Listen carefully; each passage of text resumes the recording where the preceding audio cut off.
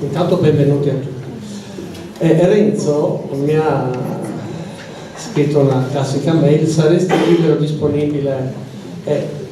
Dopo 10 scambi sì, va bene, eccetera, mi ha detto di che cosa avremmo parlato, no? Perché poi inventati qualche cosa.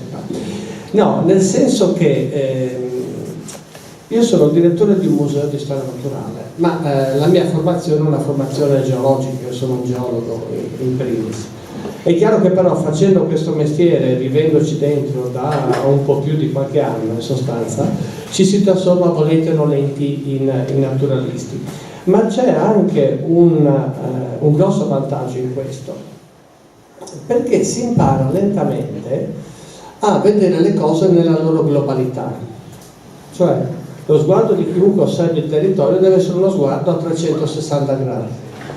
Allora io posso dirvi che per molti di voi questa prima immagine che affronta il problema della biodiversità, intanto sapete dov'è? No. Sono le sorgenti dell'Arzino. Quindi, allora, la prima cosa è, parliamo di biodiversità. Uno mi dice, ma cavolo, quella non è biodiversità. Vedete animali? No, non si vedono, ce ne sono probabilmente migliaia, ovviamente. Però è vero che siamo abituati a vedere la biodiversità quasi esclusivamente come fauna, al limite la flora, però sembra quasi che gli alberi non ne facciano parte, no? Un elemento separato. E anche come fauna, a immaginarla come la fauna, uso un termine sbagliato, ma diciamo superiore, no? I vertebrati, neanche tutti i vertebrati, perché quelli più piccolini, i piccoli roditori non fanno parte della biodiversità classica, no? E invece, quando un nostro carissimo amico, che è Wilson, scrive la prima volta la parola biodiversity in un articolo, in realtà la parola era stata ideata, pare, da questo Rosen nel 85, quando apre un forum e dice parleremo di biological diversity, quindi di biodiversity. Ma Wilson, che è uno dei più grandi entomologi, un sociobiologo, un esperto, ha scritto un sacco di roba sulla società delle formiche, per esempio, se avete voglia di leggere. Usa questa parola nell'88 proprio pubblicando gli atti di questo convegno, e la parola biodiversità fa subito successo. Devo dire che per tutti noi che abbiamo più di qualche anno abbiamo tutta una serie di parole che hanno fatto successo in campo naturalistico: ecologia, habitat, etologia, eccetera. Tutta una serie di parole che hanno funzionato per alcuni anni, sembravano dei flags, delle bandierine da sventolare, e poi sono diventate desuete, abbandonate. Invece biodiversità funziona per una semplice ragione, perché ha l'ottica esatta. La biodiversità non è l'insieme delle forme viventi, perché definirla in questa maniera è un aspetto altamente riduttivo. La biodiversità è l'insieme di diversità genetica, diversità di specie e diversità di ecosistemi, quindi diversità di ambienti. La politica, che spesso tratta in maniera completamente sbagliata tutti gli aspetti naturalistici, oggi usciamo dalla notizia che un negazionista sarà a dirigere il dipartimento dell'ambiente americano, quindi nessun problema, accendete le macchine e tenetele accese che magari il clima migliora un po', no? Ma l'Europa ha fatto anche qualcosa di molto interessante. Una ventina di anni fa ha emanato una direttiva che si chiama Direttiva Habitat, il cui senso è, ricordiamoci, che definire la tutela di specie che sono in pericolo di estinzione, eccetera, eccetera, non serve assolutamente a niente.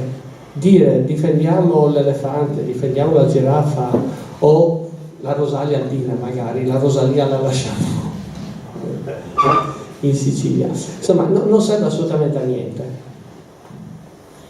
perché che difendere una specie senza difendere l'ambiente in cui abita è una visione miope, no? Quando si diceva se andate in montagna non raccogliete più di 10 stelle alpine o non più di 10 pinguicole alpine se andate giù, cosa serve? Se io nel mentre ho distrutto tutto l'ambiente in cui questi animali o queste piante vivono. Quindi la genialità e l'utilità di questa decisione europea, cioè di difendere gli habitat per poter difendere gli animali che vi vivono, le forme viventi, la flora, eccetera, eccetera, è stata assolutamente funzionale da questo punto di vista e deriva da questo tipo di visione, cioè dall'imparare che se noi guardiamo la natura la dobbiamo vedere come interazione fra i vari elementi che la compongono. Se io non leggo l'interazione, se io prendo l'oggetto come singolo e lo separo dal contesto, e a me questo mouse, se non c'è il computer, non serve a niente.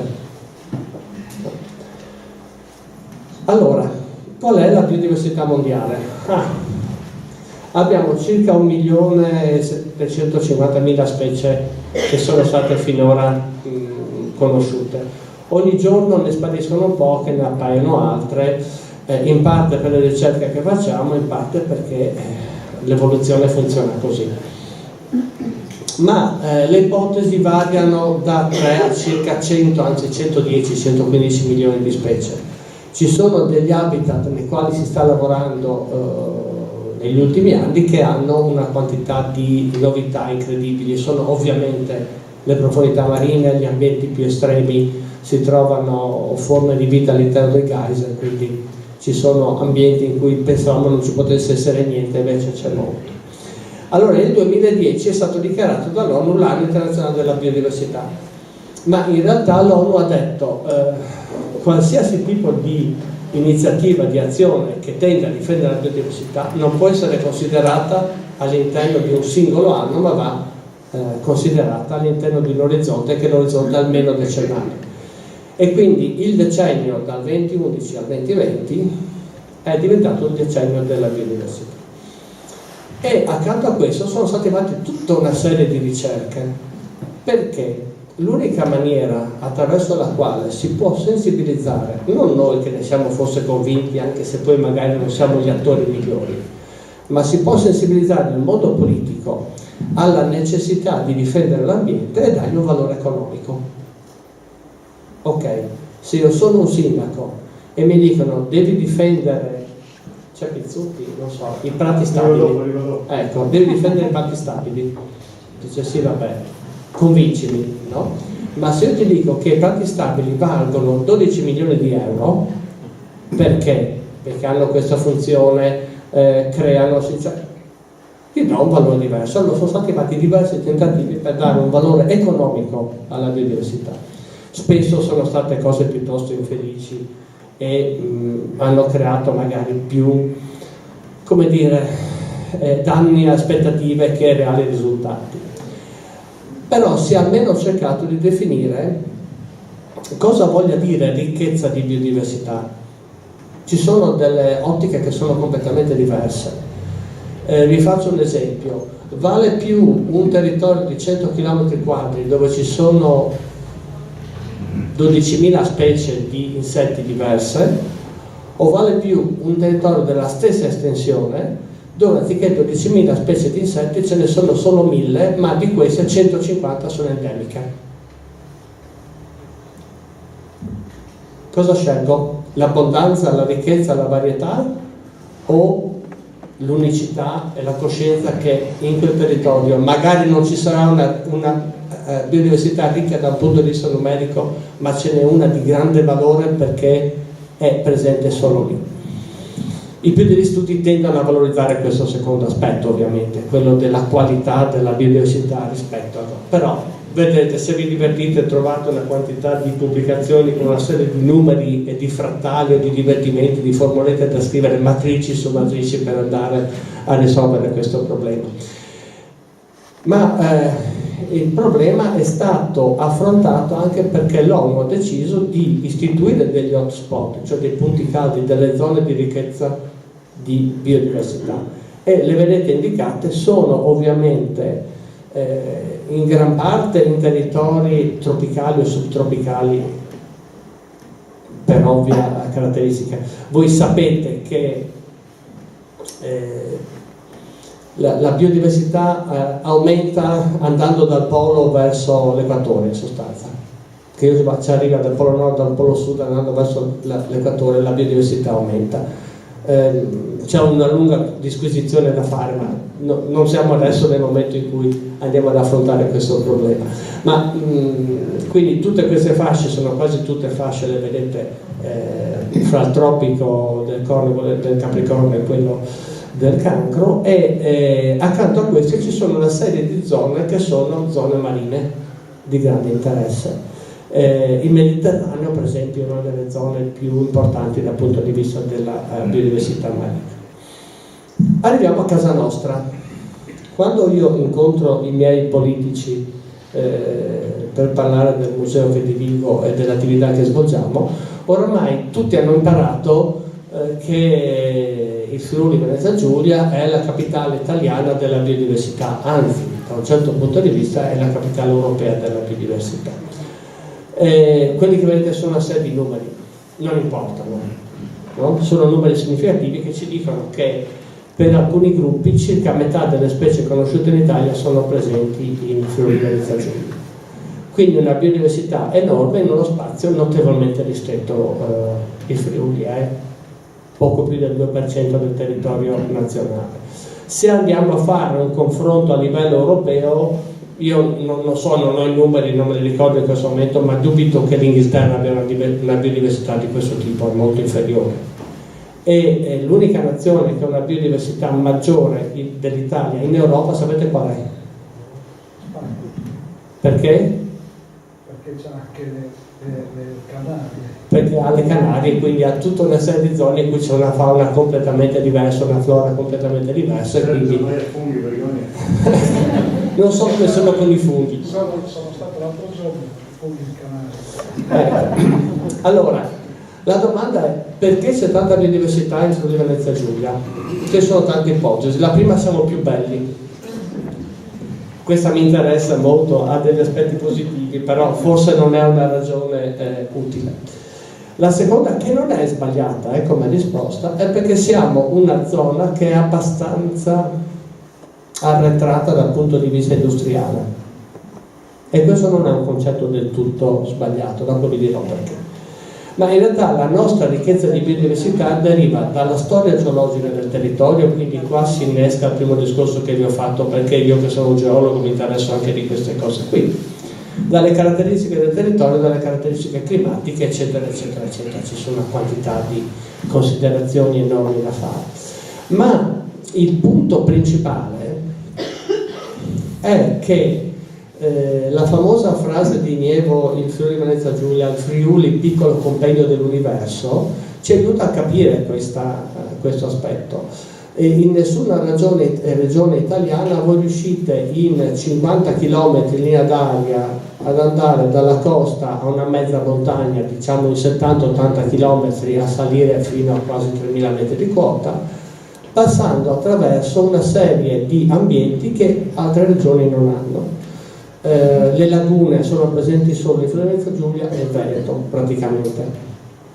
Le risorgibile, che sono un ambiente importantissimo, oramai nelle altre regioni italiane sono ridotte a degli, come li possiamo chiamare, sputacchi, delle piccole macchie. Da noi non sono conservate proprio benissimo, però sono abbastanza estese. E le aree montane hanno una grande diversità ambientale, pur avendo una quota piuttosto limitata. Non stiamo a discutere sull'abbassamento dei limiti altimetrici, però sappiamo che quello che da noi c'è a 2900 metri in altre zone c'è a quasi 4000 metri, quindi c'è una presenza di ambienti comunque totale in uno spazio ridottissimo. C'è un'altra considerazione che dobbiamo fare. Renzo, sto chiacchierando troppo? No, tu tranquillo. Tu avvisami, no? C'è un'altra considerazione che dobbiamo fare. Noi siamo abituati a dividere i territori in province biogeografiche, cioè in zone che hanno caratteristiche in qualche maniera omogenee e quindi hanno dei set di biodiversità più o meno omogenei. È ovvio che quando faccio un discorso di questo genere generalizzo molto, sto guardando molto dall'alto il nostro territorio, ma se vado qui nel mio piccolo Friuli Venezia Giulia mi accorgo che sono in una zona di confine fra aree diverse, eccetera eccetera, e quando vado su Google e guardo il territorio della nostra stupenda penisola, mi accorgo che le Alpi costituiscono un baluardo invalicabile. Dappertutto? No. L'unica zona in cui è facile valicare le Alpi sono le Alpi Giulie e il Carso Triestino. Qual è il significato di questo? Che se io abito in questa zona e voglio entrare in pianura padana, devo ad ogni costo passare attraverso questo piccolo varco che c'è. Quindi noi siamo un crocevia di popoli, culture, storie, bestie e piante, è inevitabili. Cioè chiunque vada ad analizzare un qualsiasi aspetto culturale vi dirà che le miscelazioni delle tradizioni culturali dal Neolitico in poi nel nostro territorio sono un misto di area padana, area balcanica e area pannonica. La gente si muoveva e qui si incrociava.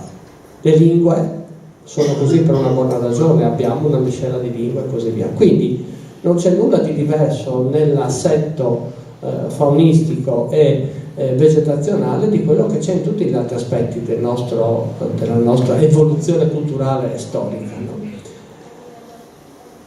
A fare da grande marker di questa evoluzione è indubbiamente il quaternario, cioè gli ultimi, una volta aveva detto 2 milioni di anni, adesso sono 2 milioni 580.000, 2 milioni e 6 di anni in sostanza.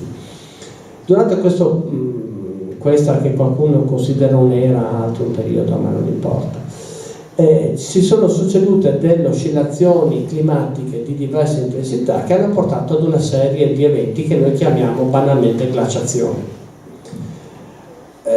La considerazione è che circa 20.000 anni fa, per esempio, l'Europa aveva questo aspetto. Quello che vedete in grigio-verde erano le aree completamente coperte dai ghiacci, quello che vedete in grigio, in verde chiaro, erano le zone di permafrost. Voi sapete perfettamente cos'è il permafrost?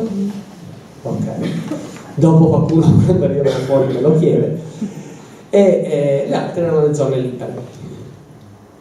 Allora, anche in questo caso, guardate un po' la situazione strana che c'è nel nostro territorio, in cui questa zona è l'unica libera dai ghiacci che consente passaggi est-ovest, per esempio, no?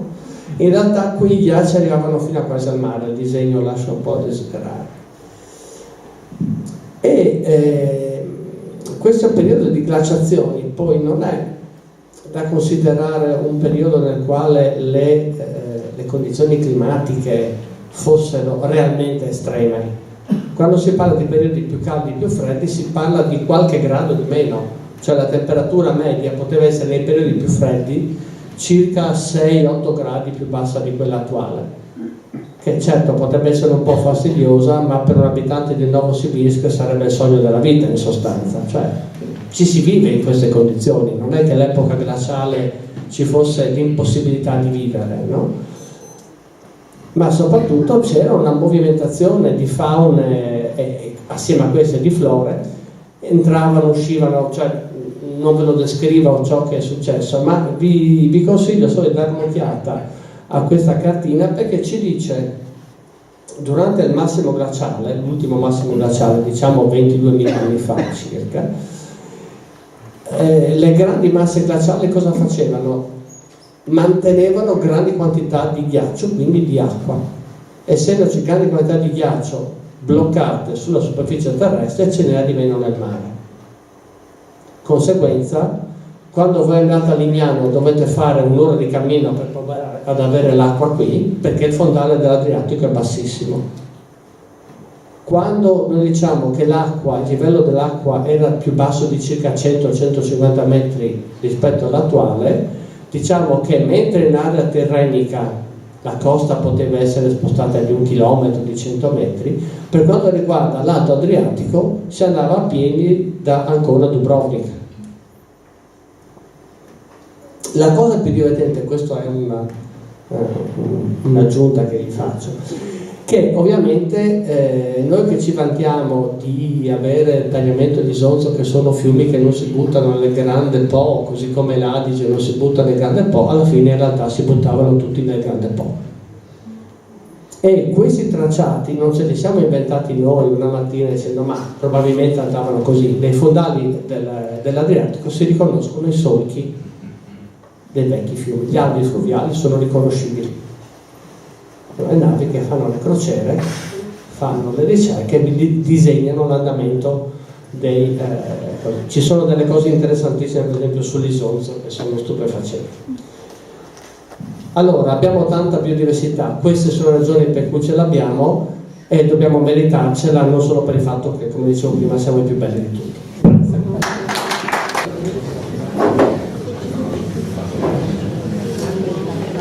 Buonasera a tutti, come diceva prima Renzo, io sono Stefano Santi, faccio a tempo perso il direttore del Parco delle Prealpi Giulie e saluto con particolare piacere, ci sono diverse persone tra l'altro qua che collaborano anche col parco, ci sono delle guide naturalisti che penso che faccia parte anche del programma di formazione dell'AIGAE, no? Questa iniziativa, che potrebbero venire loro a fare la presentazione così gli tornano.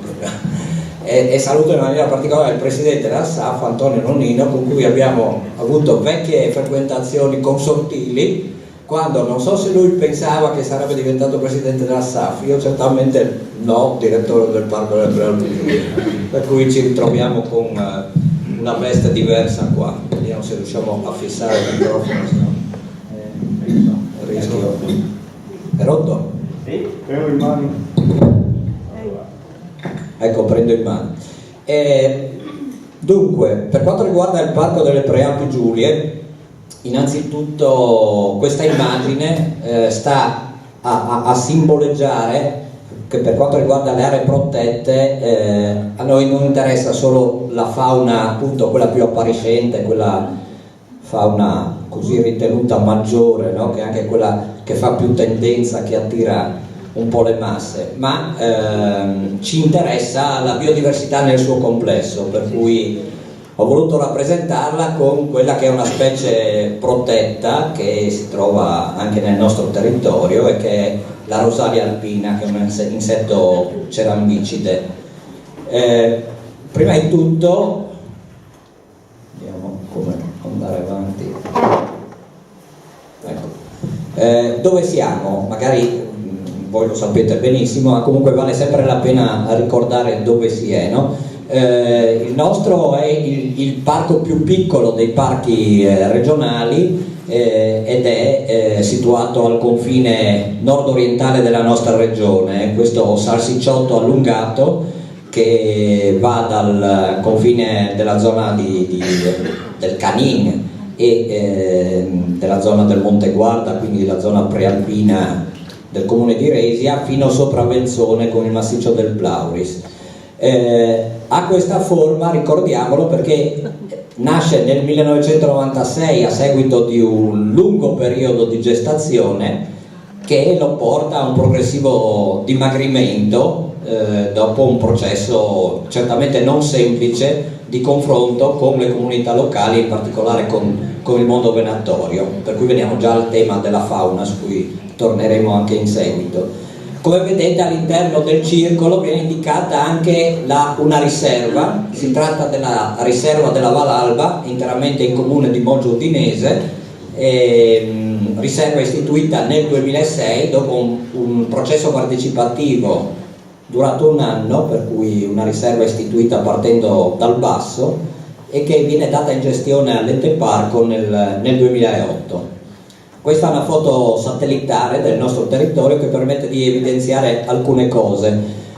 Innanzitutto è un territorio di circa 100 km quadrati, quindi è un parco montano non molto grande per essere un parco montano, che è soprattutto concentrato sulle cime delle montagne, in realtà va dai 300 metri, e questi sono dati che sono importanti anche per capire i ragionamenti che faremo dopo, di Povici, della frazione di Povici in comune di Resiutta, ai quasi 2600 del Monte Canin. Monte Canin è una delle montagne più evocative delle Alpi Giulie, montagna che non ci separa ma ci unisce alla Slovenia, e anche questo è un elemento che ha una sua particolare rilevanza sia per noi come parco sia per quanto riguarda la biodiversità. La parte meridionale è prealpina, la parte settentrionale, quella che ha questo andamento da nord a sud, è quella che prende in sé gran parte del massiccio del Canin e della parte alpina.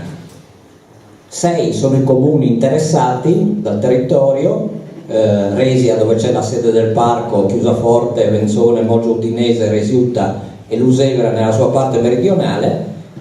E perché viene istituito il parco? La legge regionale è molto chiara, viene istituito con 2 finalità: la conservazione e lo sviluppo.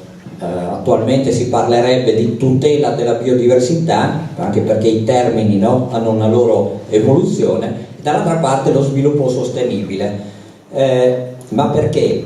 Perché è un territorio, tornando al concetto di bellezza, no, che esprimeva Giuseppe in precedenza, è un territorio bello ed è un territorio biodiverso, e uno degli elementi, collegandomi alla presentazione precedente, che lo rende biodiverso è che si trova all'incrocio di 3 aree biogeografiche: quella mediterranea, quella alpina e quella illirico-balcanica. Se voi pensate, penso che diversi di voi siano stati a passeggiare in quelle zone lì, se andate a Lusevera è facile trovare la ginestra, cosa di più mediterraneo, no?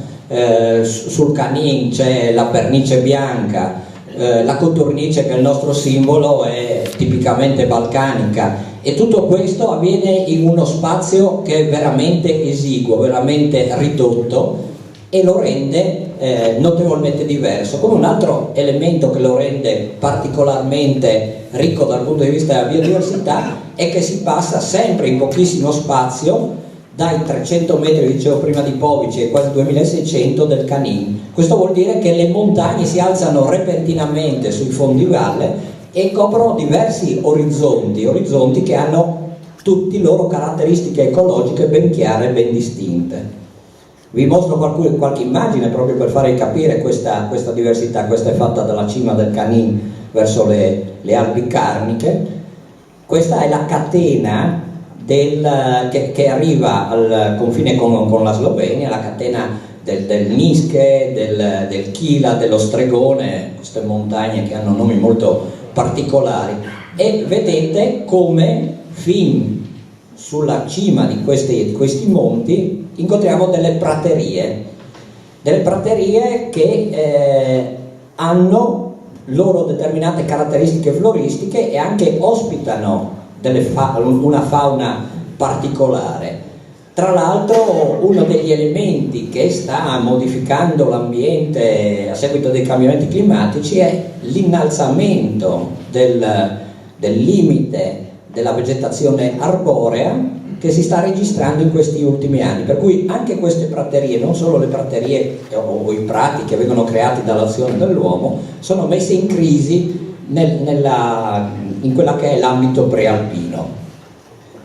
Per cui cominciamo anche a fare un ragionamento, come ricordava giustamente Giuseppe prima, di habitat, cioè la fauna non va valutata in maniera asettica, non è che vive dentro scatole, compartimenti stagni, ma la fauna, gli animali sono legati all'ambiente in cui vivono, e gli habitat appunto sono la spiegazione ecologica di questi ambienti. Tant'è vero che una delle direttive più importanti e anche ancora poco conosciute dell'Unione Europea in materia di protezione della natura, e su questo diremo 2 parole che in seguito, è una direttiva che adesso ha già diversi anni e si chiama Direttiva Habitat.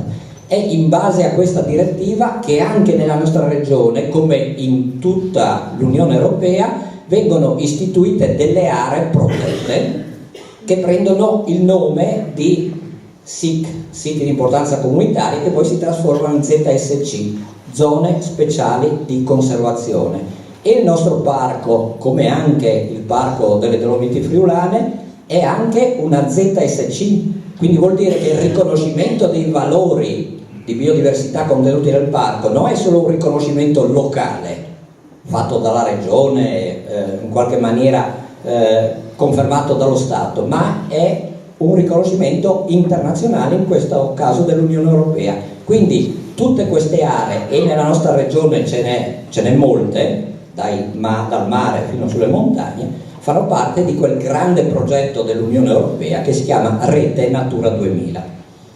Questa è la parete, diciamo, che dà sulla Valracolana del Canin, dove vedete la neve e dove rimangono non solo dei lembi glaciali che ovviamente i cambiamenti climatici hanno progressivamente ridotto nel corso del tempo, ma anche questo permafrost di cui vi parlava in precedenza Giuseppe e su cui faremo un'apposita interrogazione a fine serata per vedere che è preparato sul permafrost. Qui è il forato, sempre nell'area Canin, e poi il Canin con il suo carsismo di superficie a 2000 metri, questo paesaggio lunare disegnato, modellato dall'acqua, non solo in superficie, la roccia calcarea viene mangiata, ma anche in profondità, per cui dal punto di vista della situazione ipogea, delle grotte, delle cavità, ci troviamo davanti a un mondo fantastico che non è turistico. Nelle nostre aree le grotte turistiche sono le grotte di Villanova, fuori dal parco, in comune di Luseva, e la grotta del Fontanone di Coriuda, che si trova invece quasi sui confini del parco, ma non queste grotte profonde anche più di 1 chilometro, un mondo che naturalmente continua anche dalla parte slovena, c'è tutta questa montagna che è completamente forata. Un altro elemento, abbiamo parlato prima delle praterie naturali, quelle che stanno oltre la vegetazione arborea. Un altro elemento sono le foreste, i boschi. Circa oltre il 60% del parco è coperta da foreste. Nel nostro caso si tratta soprattutto di foreste nelle zone più umide di faggio, nelle zone più calde di pino nero. E naturalmente il fatto che le aree vengano occupate da foreste o non siano occupate da foreste comportano anche diversità a livello della fauna che popola queste zone, questi habitat. Qui vedete appunto la faggeta del Barman, si trova in comune di Resia. Altrettanto importanti e assolutamente non secondarie sono però le zone aperte a seguito dell'intervento dell'uomo. Molto spesso il problema del rischio di perdita di biodiversità nei nostri territori, nei territori montani, soprattutto quelli prealpini, non è tanto legato al fatto che ci sia poco bosco, poca foresta. In realtà è proprio il contrario, è la scomparsa di questi ambiti aperti, la scomparsa dell'attività agrozootecnica, il fatto che non si sfalcia. Così si riducono gli spazi aperti e si riducono anche le possibilità per alcune specie di trovare l'habitat ideale in cui nidificare, riprodursi, poter trovare sostentamento e alimento. E poniamo qua già una questione. In realtà noi come aree protette abbiamo il compito di tutelare la biodiversità, ma questo non lo si fa esclusivamente in maniera passiva attraverso i vincoli. Qualche volta è necessario intervenire. Ad esempio, una delle strategie che trovate nel programma di sviluppo rurale, cioè il piano agricolo della regione, e ancora di più nei nostri piani di parco, sono quelle di incentivare proprio attraverso dei contributi le persone, aziende agricole o singoli, che continuano a sfalciare o continuano a portare animali in queste zone. Ed è importante sia dal punto di vista sociale ed economico, ma anche dal punto di vista di tutela della biodiversità. Qui vedete altre realtà, questa è Casera Chiariguard sul Monte Plauris, e appunto il fatto che ci siano questi spazi aperti dà la possibilità, è uno dei posti all'interno del parco in cui è più facile vedere camosci e stambecchi. Questa invece è Malga Coat in comune di Resia, lasciando da parte gli aspetti appunto più di carattere economico, il fatto che sia stato creato un agriturismo e così via. La scelta di recuperare un'attività malghiva, una casera, è stata anche legata al fatto che così si andava a contribuire a un incremento o quantomeno a una tutela della biodiversità legata a questi ambienti. Si stava incespugliendo, stava arrivando anche qua il bosco, per cui è stato deciso di fare un progetto integrato che dovrebbero essere proprio i progetti che si fanno in montagna da noi e ovviamente anche nei parchi, che sono un po' un laboratorio rispetto a questo tipo di progettualità. Questo progetto integrato ha permesso di rivitalizzare un'attività economica, ha permesso di recuperare anche la memoria storica del luogo, di aprire uno spazio, dando così la possibilità a determinate specie di trovare, come dicevo prima, i siti ideali per crescere, per nidificare e così via. Qui siamo invece sempre sul monte Plauris. Altri habitat assolutamente di qualità, non solo di qualità per la fauna che può popolare questa zona. Questo è il torrente Torre, no? Che scaturisce dalla località di Musi, dei Monti Musi, dove c'è una qualità faunistica elevata, una qualità ecologica elevata. C'è anche un servizio cosiddetto ecosistemico, no? Un servizio fornito dalla natura che difficilmente viene quantificato. In questo caso il torre, mantenere la qualità del torre in questa zona, mantenerla alta, vuol dire garantire a chi beve quest'acqua, e c'è molta gente della pianura friulana che beve quest'acqua, appunto una risorsa idropotabile, per cui oltre alla tutela della biodiversità c'è proprio una tutela che garantisce la salute delle persone.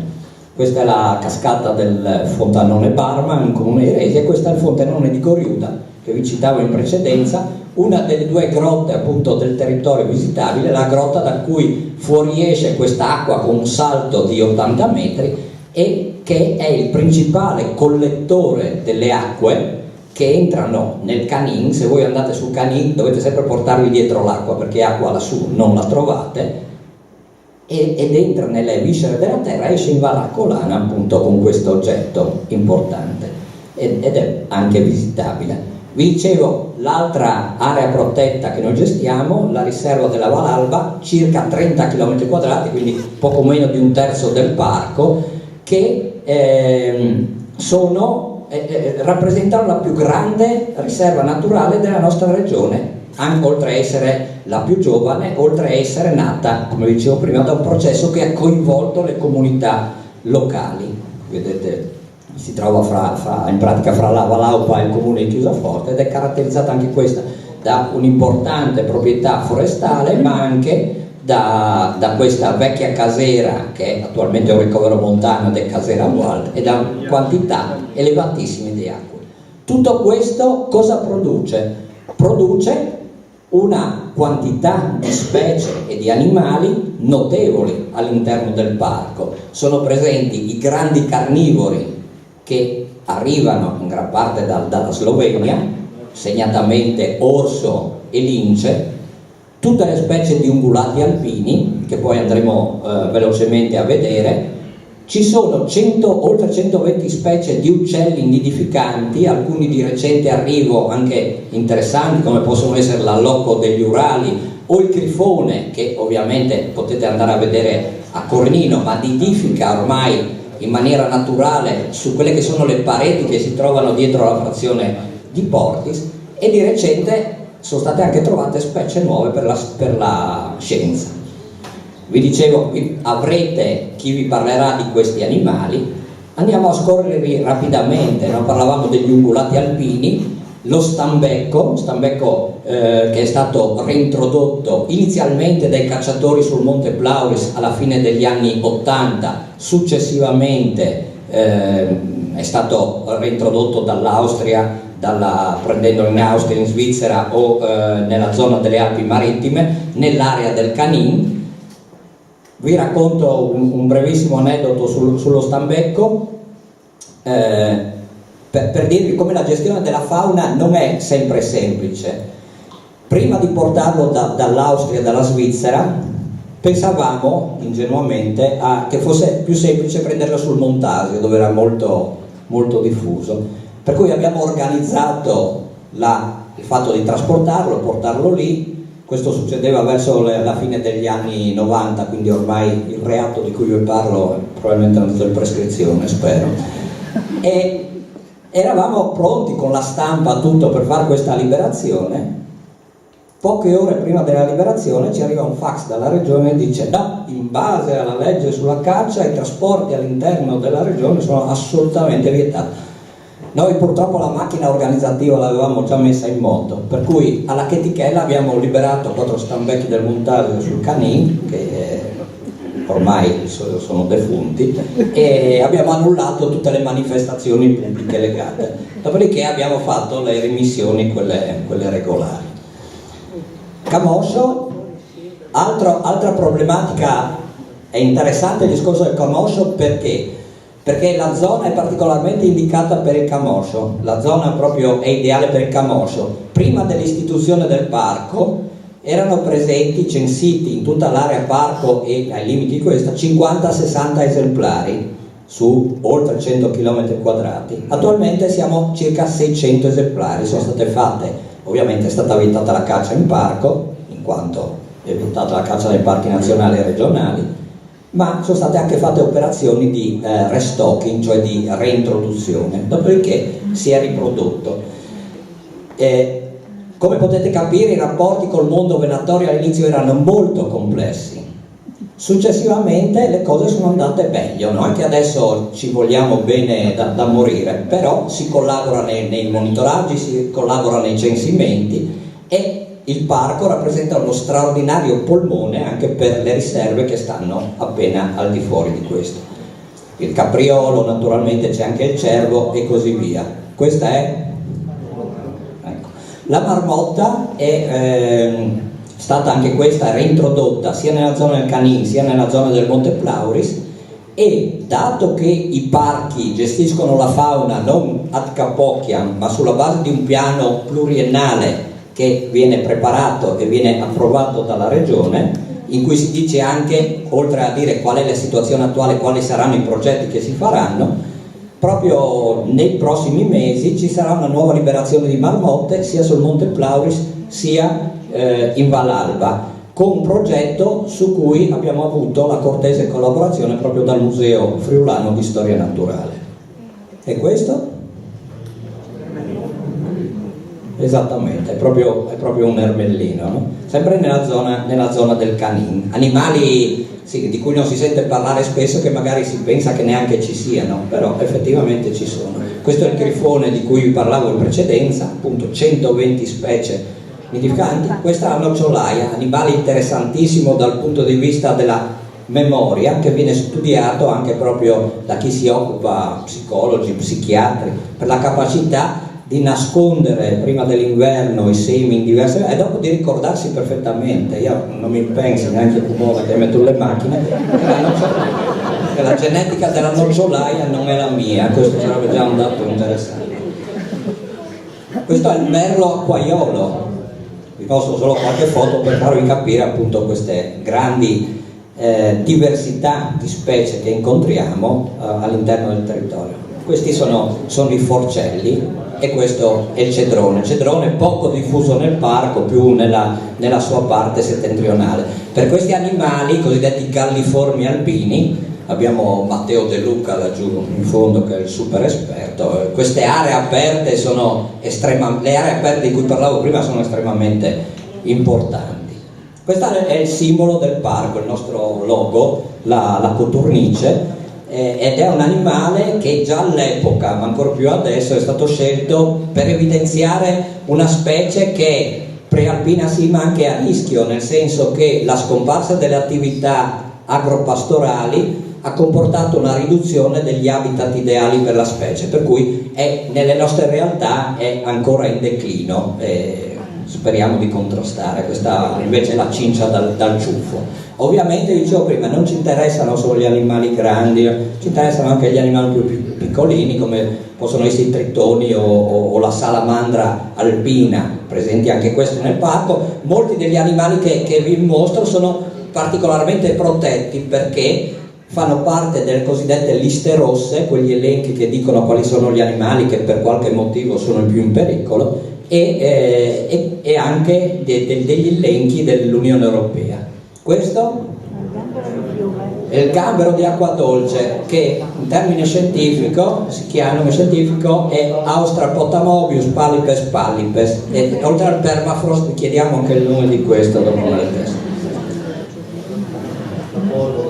Questa è l'Apollo, super protetta da tutte le normative. Passiamo quindi a quelli che sono gli invertebrati, passiamo in questo caso ai lepidotteri.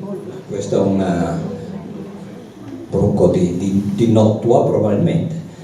E di recente, all'interno di questi progetti che stiamo portando avanti, oltre a studiare la rosalia, anche un altro cerambicide, c'è scritto il funereo da scoprire. E qui c'è un progetto che viene portato avanti dalla Forestale dello Stato, che adesso c'è stata la bella idea di farla diventare carabinieri, no? E assieme all'Università di Roma La Sapienza ha cominciato a cercare questo Morimus funereus nella nostra realtà. Avevano cominciato nel Tarvisiano non c'era, hanno spostato la ricerca da noi ed è stata una ricerca effettivamente fruttuosa, pur essendo un insetto molto raro. Attraverso la costruzione di cataste di legna è stato possibile attirare questi animali e si è visto che soprattutto nella zona di Sella Carnizza ce n'è molti. C'è tutto un progetto, e qua varrebbe la pena di aprire una parentesi, ma ve la butto solo lì. Ormai andare a fare monitoraggi non è più solo compito da studiosi o da ricercatori, ma la popolazione viene coinvolta attraverso quella che si chiama la scienza dei cittadini, la citizen science. Ovviamente dopo questi hanno la possibilità di segnalare quello che hanno visto, e ci sono i ricercatori, gli studiosi, che hanno invece il compito di confermare che la segnalazione è giusta. Un esempio di citizen science è questo progetto MIP, che potete trovare in rete, e che vi chiede di segnalare determinati insetti, fra cui magari il più noto è il cervo volante, sul sito. C'è addirittura una gara, delle graduatorie, ed è molto, molto divertente. E qua era appunto le cataste che abbiamo tagliato e dove andavano a infilarsi dentro questi Morimus funereus, nome quanto mai allegro, e altre specie che comunque sono di interesse. E questo era solo per dire grazie a Giuseppe Muscio, perché gli studi sugli invertebrati li ha fatti da noi tutti il Museo Friulano di Storia Naturale. Se sappiamo ancora di più di questo mondo quasi sconosciuto, lo dobbiamo a questa straordinaria struttura che abbiamo nella nostra regione, in particolare in questo comune, a cui auguriamo veramente vita eterna perché lo merita. Sempre grazie a loro c'è stato un raduno di scienziati, perché la biodiversità è a ogni livello, no? Dalle briofite, come mostrava prima, fino agli animali superiori. Scienziati europei sono venuti a studiare le limace o lumache o la cais nel nostro territorio. In Valle di Ocea hanno trovato questo bellissimo esemplare che tutti vorrebbero avere a casa, no? Che non sapevano cos'era, ed era una specie nuova per la scienza.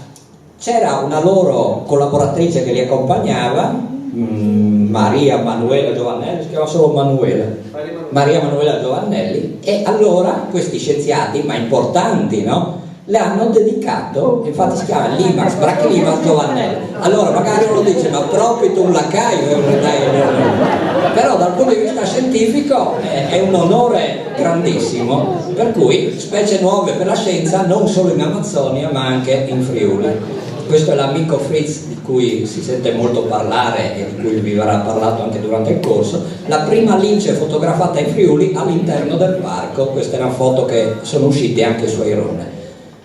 Come già detto in precedenza, la biodiversità non è solo quella degli animali. All'interno del nostro territorio sono state censite appunto oltre 1200 specie, sottospecie e varietà. qui era un numero da aggiornare, quello del Friuli, di cui oltre 60 sono proprio endemismi tipici della zona, non solo del parco. Per far conoscere tutto questo ci sono dei professionisti che studiano, no, queste attività, e come ad esempio le guide naturalistiche, per cui attorno alla fauna c'è tutto un movimento di gente che può accompagnarvi, può spiegarvi anche con escursioni, qua vedete, faunistiche a calendario, mettendo in evidenza all'interno dei nostri centri visite quelli che sono alcuni aspetti più rilevanti degli aspetti della fauna, con pubblicazioni di cui una vi verrà data a chi parteciperà al corso. Ultima cosa, la fauna non ha confini. Su questa base abbiamo costruito una relazione con il Parco Nazionale del Triglav e dal 2009 siamo riconosciuti come area protetta transfrontaliera. L'obiettivo sarebbe di avere un unico parco che non tenga conto dei confini, appunto. Il primo accordo che è stato fatto sullo stambecco, perché abbiamo reintrodotto lo stambecco che in Slovenia potevano cacciare, per cui abbiamo firmato un protocollo d'intesa col parco, con la riserva di caccia di Bovec, in cui loro si impegnavano a non cacciare, e da lì è partito un rapporto per cui noi e i colleghi sloveni ci sentiamo o ci vediamo ogni giorno. Questo ci ha portato a entrare in una rete europea di parchi transfrontalieri, soprattutto su quella che è la ex cortina di ferro, che attualmente è la Green Belt, e a ottenere proprio l'anno scorso la Carta Europea del turismo sostenibile. Turismo sostenibile che vuol dire che è rispettoso della natura e delle comunità locali. Questa è una foto appunto dei colleghi sloveni con cui condividiamo la fauna, la flora e la passione, e con questo io vi ringrazio. Preferisco stare in piedi. Allora, come biodiversità abbiamo fatto 3 presentazioni tutte diverse, quindi speriamo di mantenere l'attenzione ancora viva. Quando mi ha chiamato Renzo per chiedere la disponibilità per questa serata, mi ha detto parliamo di fauna. Cosa vuoi che parli di fauna? Io non mi occupo direttamente di fauna perché sono in ufficio quasi tutti i giorni, però ti posso parlare di fauna umana. Però tu ci parli dell'aquila. Vabbè, l'aquila è il simbolo del parco e quindi cercherò di parlarvi immodestamente della nostra aquila.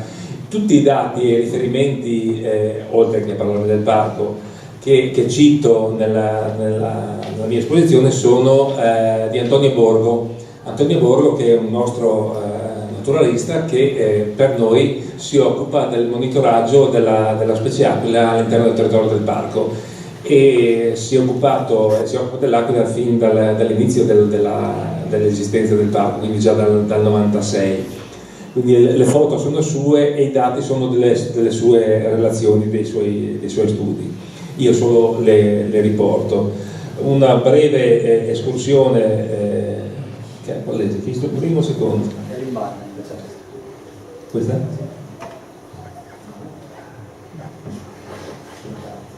Posso passare il PDF? Girata là che lei...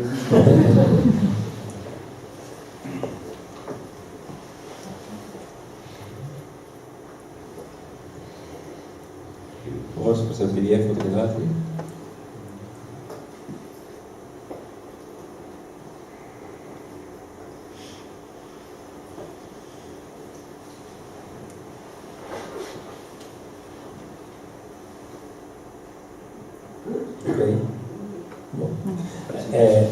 Preso in basso. La dislocazione del parco all'interno della regione, più o meno la sapete, siamo nel settore occidentale a confine con il Veneto, territorio della provincia di Udine e della provincia di Pordenone.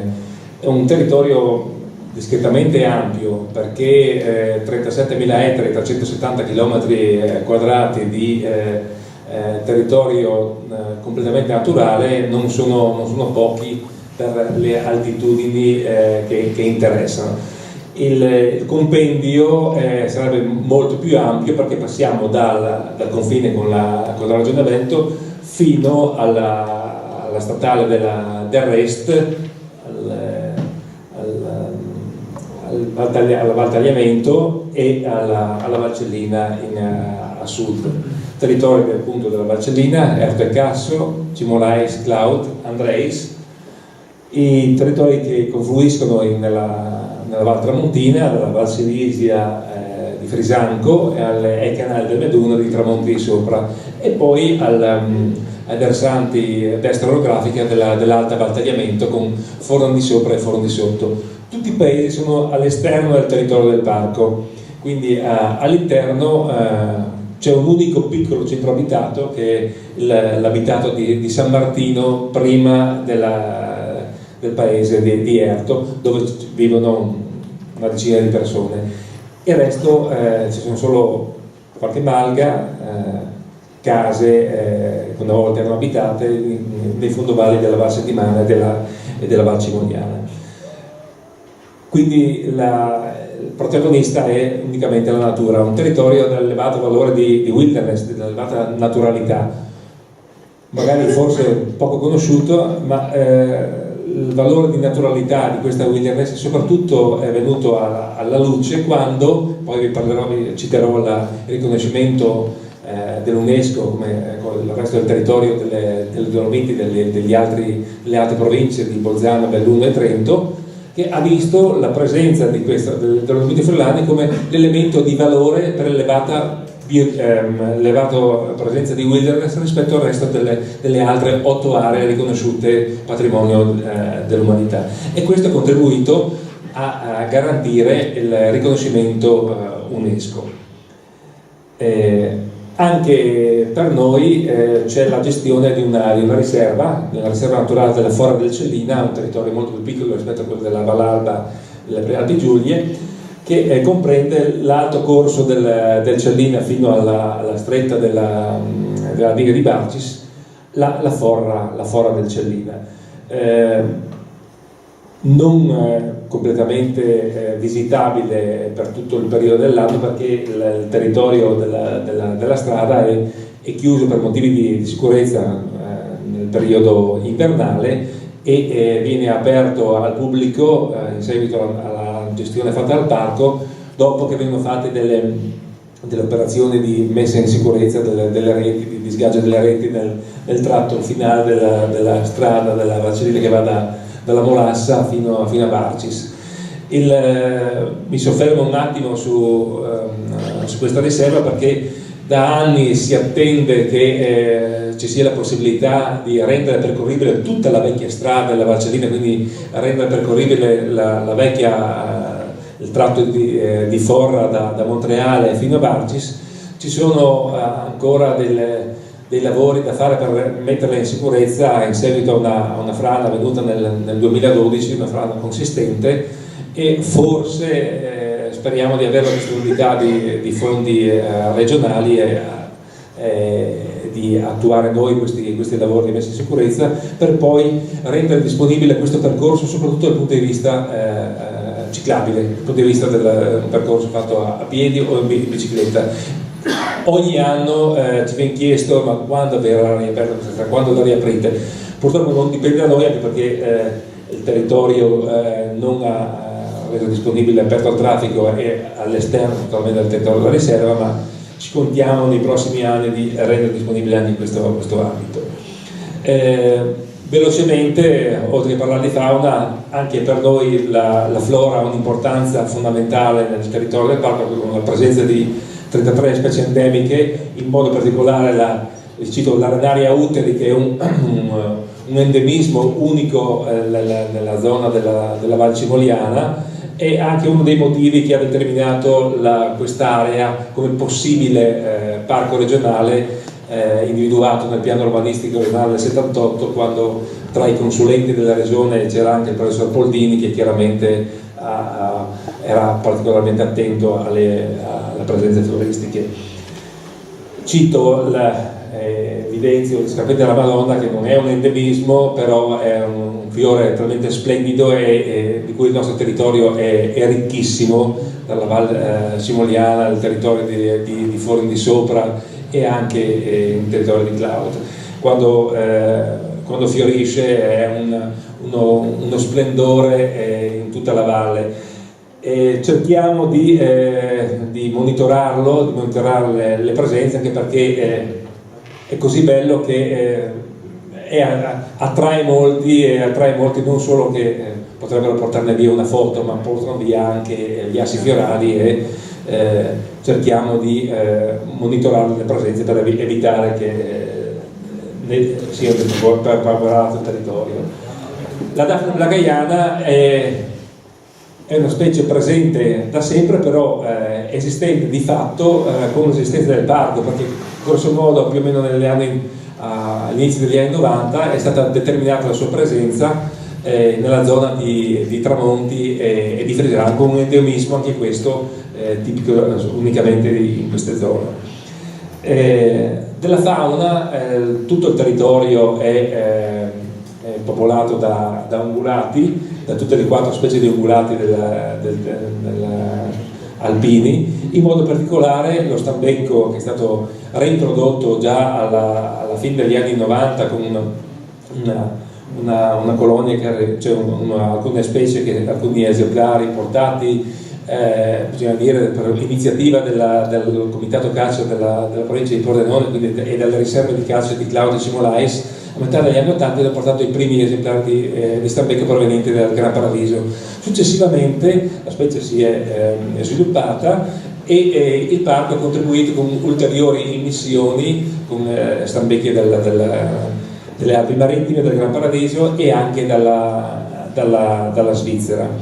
Le specie godevano di molta salute fino a qualche anno fa, fin tanto che non è entrata anche nel territorio del parco, proveniente dal vicino Veneto, ha scavalcato il Piave, la rogna sarcoptica. La rogna sarcoptica è una malattia che colpisce in modo particolare soprattutto lo stambecco e il camoscio, e in questo momento è presente all'interno del parco e sta determinando una moria di questi animali.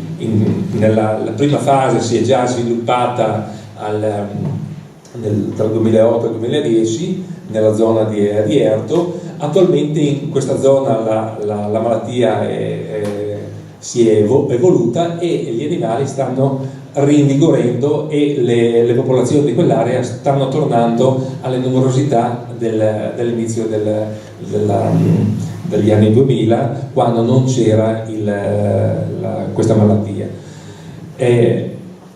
Siamo qui però non per parlare di ungulati, di stambecco o di camoscio, ma per parlare dell'aquila. L'aquila è il simbolo del parco. Vi ho portato alcune immagini, magari non saranno tutte quante nitide, però sono immagini suggestive, perché non è facile fotografare questo animale, e soprattutto quante le foto di Antonio Borgo, frutto di ore e ore di osservazione, di appostamenti fatti nei modi più disparati. Per noi è il simbolo del parco, un simbolo che è stato scelto non a caso, perché la specie era presente prima dell'esistenza del parco, già con una certa numerosità, ed è stata scelta come elemento, come indicatore dello stato di salute dell'ecosistema, come in effetti è questa specie, e termometro lo stesso di quello che è il valore dell'habitat che è del territorio. Una distribuzione dell'aquila reale, seguito a uno studio fatto proprio da Antonio Borgo, una pubblicazione che mi sembra sia stata fatta su Gortania qualche anno fa, dà il confronto tra il 1997 e il 2009, la distribuzione ipotetica della specie aquila nel territorio della regione. Potete notare con chiarezza che c'è un aumento della presenza di questi sono nuclei di coppie di aquila, un aumento della presenza nel territorio delle Dolomiti Friulane. Dobbiamo dire dove c'è anche una maggior consistenza di dati a disposizione, oltre 20 anni di dati continui anno dopo anno confermano la presenza delle coppie di aquila. Comunque abbiamo anche una distribuzione che dal 97 al 2009 ha notato un aumento di 3 coppie di aquila in più nel territorio delle Dolomiti Friulane. Questo è un elemento significativo che dà il valore del territorio dal punto di vista naturale, dal punto di vista della naturalità della wilderness e della biodiversità di questo ambiente. Il motivo dell'aumento della presenza di acqua è perché la specie ha all'apice della catena alimentare, quindi molto esigente, esigentissima, difficile anche da vedere per un occhio non esperto, e poi elusiva rispetto all'uomo con notevoli esigenze.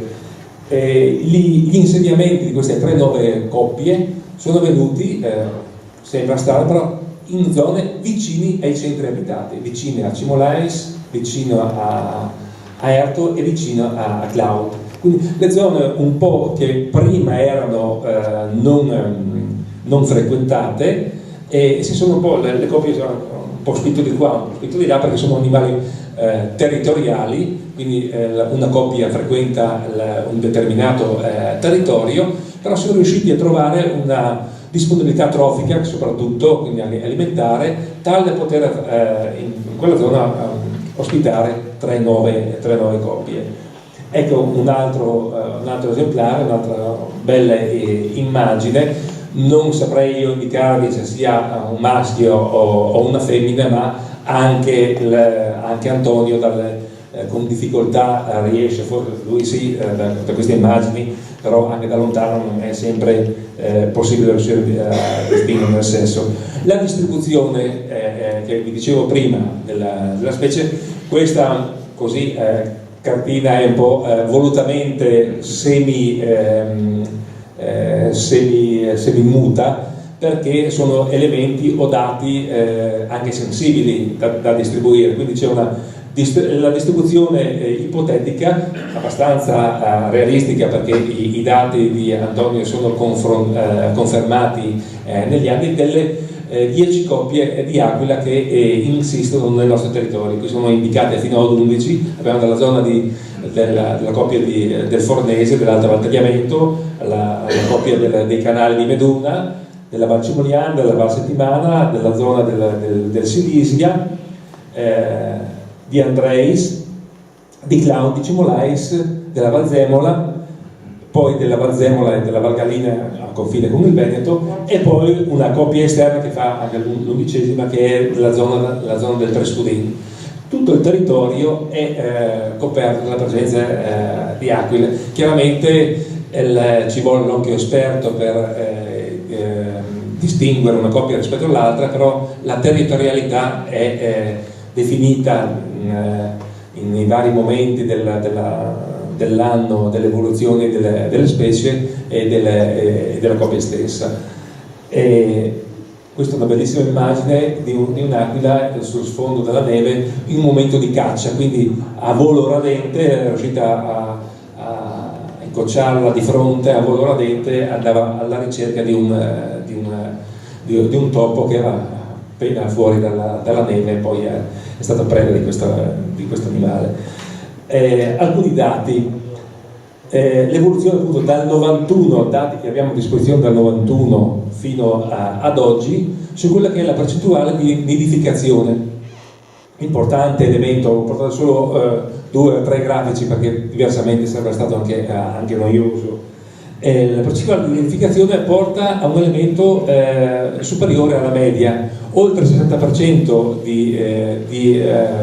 delle specie, delle coppie che vivono nel parco nidifica in media all'interno del parco. Chiaramente qualche anno di più, qualche anno di meno, con una media del 60%, con una presenza di nidi individuati scoperti nel territorio del parco che ha portato a 80 nidi individuati dal 90. Prima avevamo un dato storico da appassionati che avevano individuato e censito 36 nidi, poi tutti quanti gli altri nidi che sono stati scoperti delle attività di monitoraggio da Antonio Borgo. nidi che vengono visitati periodicamente, nel senso che una coppia non nidifica sempre sullo stesso nido, però lo cambia per una serie di motivi. Può nidificare quest'anno sul medesimo nido che ha nidificato lo scorso anno, oppure lo cambia per magari non so, climaticamente il periodo di nidificazione è diverso dall'anno precedente, oppure perché c'è stato un motivo di disturbo. Principalmente i dati in questi anni, per il motivo della creazione di nuovi nidi, dello spostamento di nuovi nidi, principalmente è dettato da un disturbo particolare che è avvenuto durante la nidificazione precedente. Basta semplicemente un'escursione che si è avvicinata per caso vicino a un sito di nidificazione. Vicino vuol dire qualche centinaio di metri sufficientemente. I nidi non sono a quote elevatissime, sono a quote di media montagna, quindi non sono in alto, sono a media montagna. C'è un solo nido tra questi, 80, che è stato trovato su un albero, su un larice. Tutti gli altri sono nidi in roccia a mezza costa.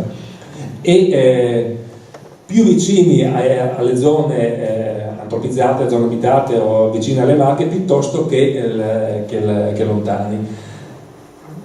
Ecco, qui un nido si riconosce, l'immagine non è un po' sfocata, però si riconosce il aquilotto sul nido. Questo è il nido di Cimolais, vicino a una pista forestale, e con un semplice binocolo lo si può osservare, dove sono state fatte notevoli osservazioni di monitoraggio sugli aquilotti prima dell'involo, e anche analisi delle presenze dopo che l'aquilotto sia involato, delle presenze dei residui di alimentazione, per verificare la dieta alimentare della coppia. Questo è un giovane, una foto dell'anno scorso, un giovane dell'anno che appena dopo l'involo si è soffermato in zona per un periodo, e poi chiaramente la coppia madre rimane, e gli aquilotti, quando hanno imparato a volare, se ne vanno da altre parti a popolare altre zone. Qui per cominciare a parlare un attimo dell'alimentazione, un'aquila vicino a una preda. Questa è una foto molto importante e bella. L'originale ce l'ho nel mio ufficio, me l'ha regalata Antonio. Un'attività di monitoraggio svolta 5 anni fa. Antonio aveva creato un piccolo riparo, aveva costruito un sasso fasullo con tipo una rete ricoperto di grigio, l'aveva inserito in una vecchia cava, e andava a nascondersi all'interno per vedere di riuscire a vedere gli animali da vicino. Portavamo delle carcasse come questa è una carcassa di capriolo, di animali che venivano dati, magari ritrovati morti da incidenti, e pian piano la specie ha cominciato ad abituare a andare ad alimentarsi in questi posti, e quindi ha potuto fare video e foto di questo valore. Un'attività molto faticosa, perché per non farsi scorgere dagli animali doveva arrivare sul sito prima del sorgere del sole e andare via dopo il tramonto del sole, e foto fatte a dicembre, anche in giornate, mi ricordo una giornata che era con 13-14 sotto zero. Ecco, le foto migliori fatte, però soddisfazione del risultato raggiunto. La marmotta, cosa ci fa in mezzo alle acque? Chiaramente la preda principale della specie. In seguito alle attività di gestione faunistica del parco abbiamo ripopolato il territorio di marmotte. Prima c'era un'unica colonia nella zona della cava di Buscada ad Erto, poi abbiamo distribuito, abbiamo creato una decina di colonie di marmotte un po' su tutto il territorio del parco, dove era possibile potersi insediare gli animali provenienti dalle zone della posteria dell'Alto Adige, e distribuendo la specie tutto il territorio del parco abbiamo chiaramente dato una maggiore possibilità di alimentazione all'aquila reale. La marmotta nel periodo estivo, il periodo invernale anche piccoli camosci, quando la popolazione di camosci raggiungeva anche i 3.000 esemplari all'interno del territorio del parco, c'era una possibilità trofica invernale notevole. Attualmente anche a causa delle carcasse dei camosci che sono affetti dalla rogna sarcoptica. Con un aumento della presenza del camoscio, con la presenza del parco, quindi un divieto di caccia, e con la distribuzione della marmotta su tutto il territorio, è cambiata anche il regime alimentare delle aquile. C'è un confronto in questo grafico tra quello che era il regime alimentare così ipotizzato prima e successivamente alla presenza massiccia delle marmotte sul territorio. Un aumento notevole di carnivori e di ungulati nella dieta e soprattutto della percentuale maggiore di marmotta.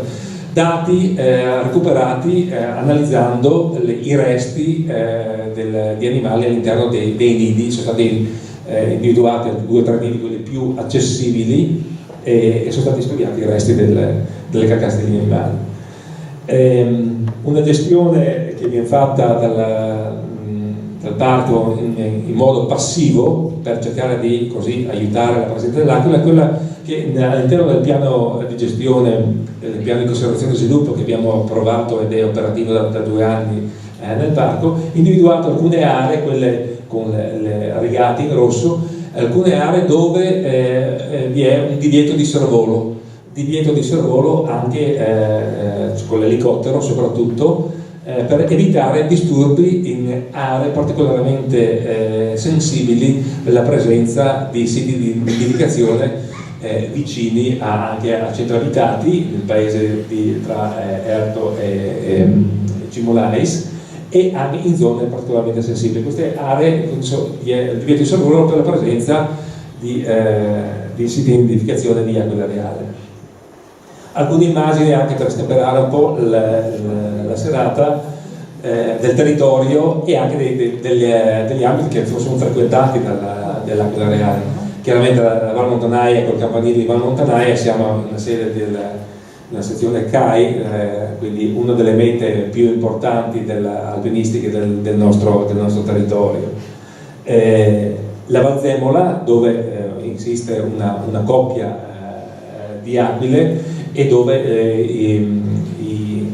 i nidi sono a metà delle pendici di questa. Il Durano è la cima piatta della Val Zemola, però lì non ci sono nidi. I nidi sono in quelle pareti sulla destra a metà. Come anche questo che è un'area dolomitica tra la Val Sedimana e la Val Cimoliana, qui e al di là delle cime del Bacalizza c'è l'abitato di Cloud, e qui insiste un'altra coppia di aquile che si è insediata tra le ultime.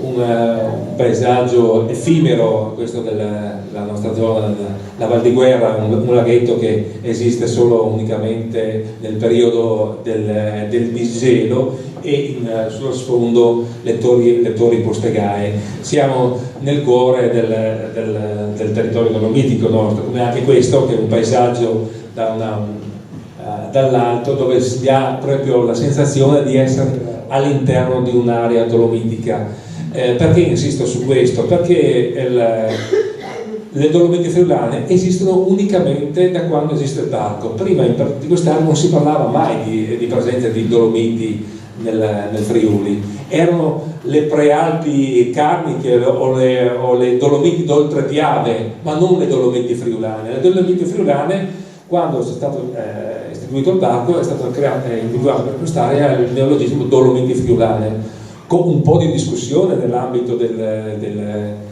dei geologi che alcuni si sono stracciati le vesti perché in Friuli non esistono le Dolomiti. Le Dolomiti ci sono, no, nulla che invidiare, sono paesaggi diversi, sono Dolomiti più aspre, consentitemi, sono Dolomiti più vere rispetto alle Dolomiti più note di Cortina o dell'Alto Adige. Sono paesaggi più difficili, però più veri, reali. E anche per questo che il riconoscimento di patrimonio dell'UNESCO è stato garantito, perché in questi territori la veridicità del territorio, la naturalità del territorio si ha dalla cima della montagna fino al fondovalle. Il valutatore dell'UNESCO, quando è venuto in visita da noi nel 2006, il riconoscimento è stato nel 2009, quando l'ho portato in visita comunque all'interno della Val Cimoliana, dove all'inizio il perimetro iniziale non prevedeva il fondovalle che fosse inserito come area cuore nel patrimonio dolomitico. E ci ha chiesto perché non inseriamo queste aree di fondovalle, e perché per dare uniformità al resto del territorio del Trentino, del Bellunese e dell'Alto Adige, dove i territori di fondovalle non potevano essere inseriti all'interno delle aree possibili del patrimonio, perché sono tutti antropizzati. E ho detto, no, se volete che il territorio sia riconosciuto patrimonio, dovete inserire anche questi ambiti, anche questi fondovalle, perché sono questi che mi garantiscono, che mi danno la garanzia che è un territorio di elevato valore naturale, e se li avete mantenuti così come adesso è possibile mantenerli anche per le future, per le generazioni future, uno degli obiettivi principali del riconoscimento del patrimonio dell'umanità. Questa è l'Alta Val Monfalcone di Forni, sempre per dare uno stimolo alla visita a voi soci di CAI per visitare queste zone. Tra le attività del parco c'è anche la ricostruzione e il recupero di vecchi casolari, vecchie casere che erano il ricordo di quello che era l'attività di un tempo in queste zone. Queste caserute dei Pecoli nella alta Val Belluzzo, dove una volta si monticava anche in quelle zone. Solo due immagini di acque per il colore delle acque. Queste sono le pozze smeraldine del Canal Grande di Meduna, che abbiamo dovuto riscoprire o vedere promosse da un giornale londinese che promuoveva i nostri territori cantando le pozze smeraldine del Canale di Meduna, questi colori così particolari come il colore turchese del corso del Cellina all'interno della fora della riserva. Sul territorio del parco e nei suoi paesi possiamo trovare in ogni paese un centro visitatori dove viviamo il parco, conosciamo e abbiamo le informazioni su tutto il territorio, dove portiamo le scolaresche in visita, dove le guide naturalistiche, qui vedo Laura, vedo Antonio, accompagnano tutte le scolaresche della nostra regione, della regione vicina a conoscere il parco.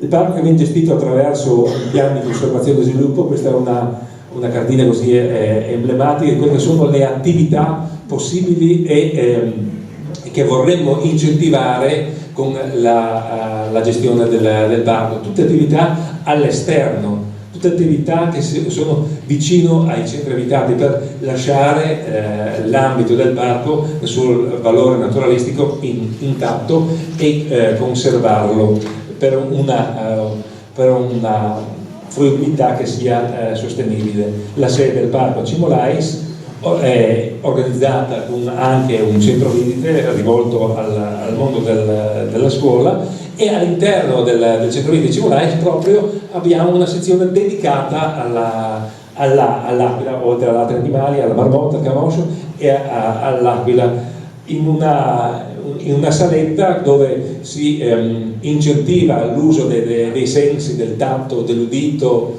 dell'olfatto, anche della vista. Scoprendo tra i vari cassetti, aprendo i vari cassetti, c'è la possibilità di conoscere i vari aspetti dell'aquila, della marmotta e del camoscio. non serve avere allestimenti più sofisticati con touchscreen, abbiamo anche quelli con moderni sistemi di fruibilità, ma sviluppare i sensi, sviluppare quello che si ha.